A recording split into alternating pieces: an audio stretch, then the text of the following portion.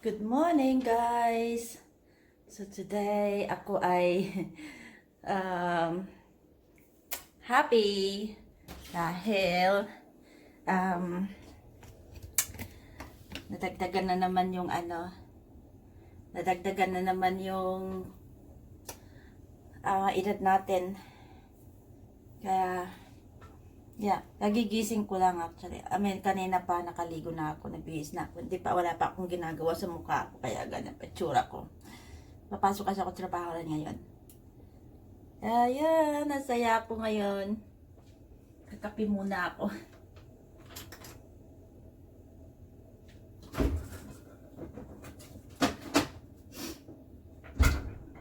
Yung aking healthy food. Ano nga pala to guys, kale and pear. Parang smoothie siya. Tapos nilagyan ko ng chia seeds. Ang sarap. So ito yung baon ko. Then magkape muna ako. Ayan guys. Thank you nga pala doon kay Linlin sa video. Kaya pala hindi ako makatulog masyado kagabi kasi gumagawa ka ng video tsaka ang dami nang nag-grate. 12 o'clock talagang hinintay mo daming bumate. Kaya sabi ko, ba't kaya hirap ako matulog? Tapos nagising ako ng 2 o'clock. Iniisip ko, ba't hirap ako matulog? Pagod naman ako maghapon. Ang hirap din sa camera na to yan. Diba yung nag-ano? Has reached its... Okay. Do it that way then. Yan.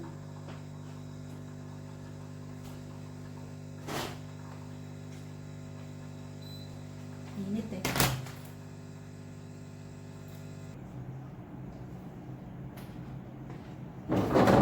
Daming bugasan. Huwag natin doon para makita. Oops. Kain muna ako guys.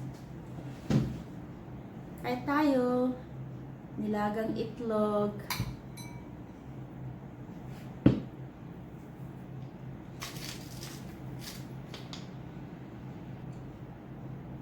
Thank you pala doon sa mga bumate. At saka ano pa ba? Abay ganun. Yeah, ay naku, tumatanda naman tayo. Dagdagan ulit yung edad natin.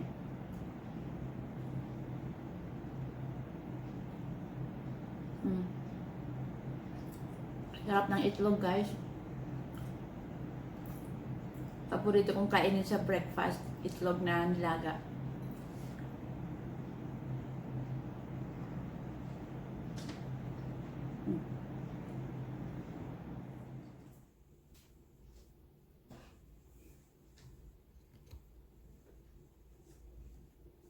Kaya guys, papasok na ako.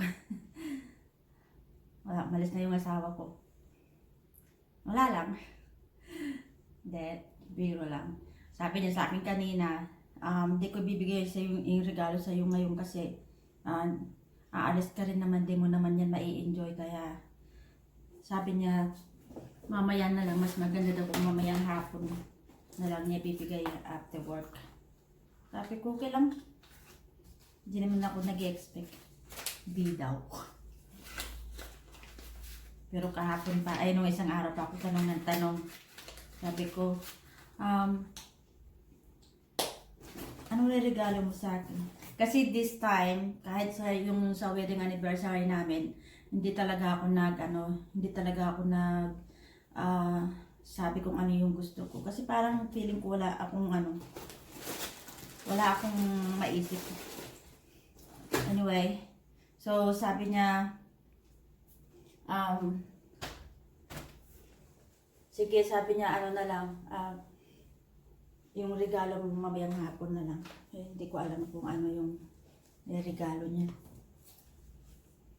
Kahapon nga, inano ko ng mga kaibigan ko na lumabas daw kami ngayon kasi yung mga birthday ko dahil isang grupo kami, bawat may birthday sa amin, inaano namin, sineselebrate, tapos yun, hindi siya, yung birthday celebrant din namin pinagbabayad, kami nagbabayad. This time, dahil, sorry, yung isang kaibigan ko, nagkasakit siya, kababalik lang niya sa trabaho kahapon. Tapos yung isa naman, day off niya, siya ngayon, nag-day off ngayon siya kasi nag-apply siya ng visa papunta ng Spain. So, tapos yung isa may meeting sila after school. Sabi ko, ayoko. Sabi ko, gusto kong umuwi sa bahay, magpahinga. Kahit nga si Jimmy nga, tsaka si Ken tinatanong, ano ba, saan mo gusto kumain sa birthday mo, ngayong mamaya nga. Sabi ko, kahit saan, dyan na lang. Kahit, padilibit na lang tayo kako sa Jollibee. Hindi, sabi ni Ken, hindi, nalalabas tayo, pero hindi ko alam kung saan. So, you guys, time for me to go. See you later. Oops. Hi guys! Ayan, kauwi ko lang. Galing sa trabaho. So, ngayon, ito naman ang gagawin ko. Diba? Birthday ko yan. May trabaho ko. Ganun talaga. So, ako'y mag-i-impacking muna. Mag-a-unpack ng grocery. Wait.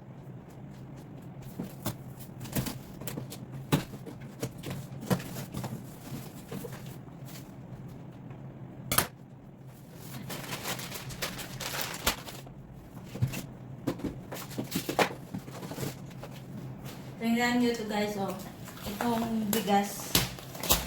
Bumibili ako ng bigas na brown rice. Ayan. 2 kilo.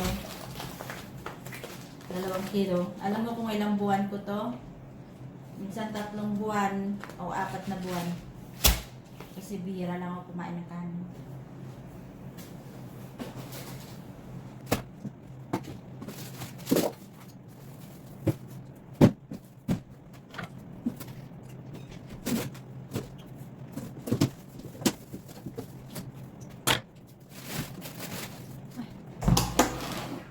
Can you help me put this grocery away? I'm filming.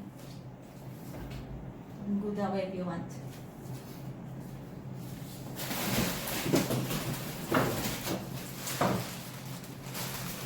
Hindi ako pansitan ko. Sabi guys, ang dami kong biniling noodles.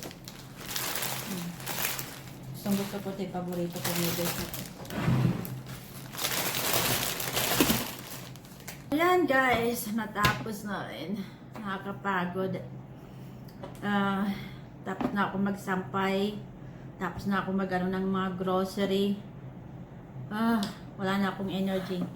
But anyway, pakita ko sa inyo yung na-receive ko sa school kanina. Oo. Thank you sa aking mga mahal na estudyante tsaka sa teacher. Yan. Tapos ginawaan nila ako ng card. Oh, di ba?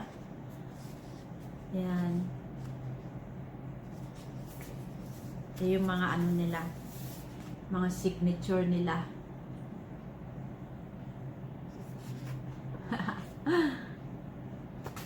Natatawa ako dyan kanina kasi panakaw nilang ginagawa yan. Natatawa ako kasi pumunta ako sa nurse kanina dahil may hinatid ako na bata. Pagbalik ko, sabi nung, meron pala silang lookout sa labas. Sabi nung isang estudyante namin, Mrs. Stevenson, huwag kang papasok.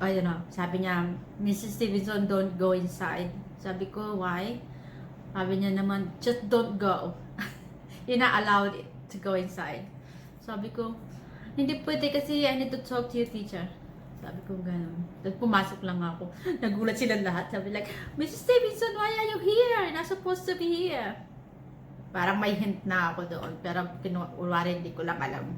Pero parang alam ko na yung ginagawa. Nakita ko yung papel at saka yung mga ballpen. Hindi ko lang alam kung ano yung bibigay sa akin ng asawa ko. At hanggang ngayon wala pa siyang binibigay. Pati yung anak ko. Tinatanong ko siya kanina kung lalabas kami sa dinner. Ang sabi niya lang sa akin, yes, I will take you to McDonald's. Sabi ko, kung McDonald's lang naman, ako na lang kakain mag-isa. Sabi ko, ganon. Anyway, alam ko nagbibiro lang siya. Sabi niya dito lang daw sa baba. Dito sa baba yung McDonald's lang yun. Friday naman ngayon, so hindi ko alam kung saan kami pupunta.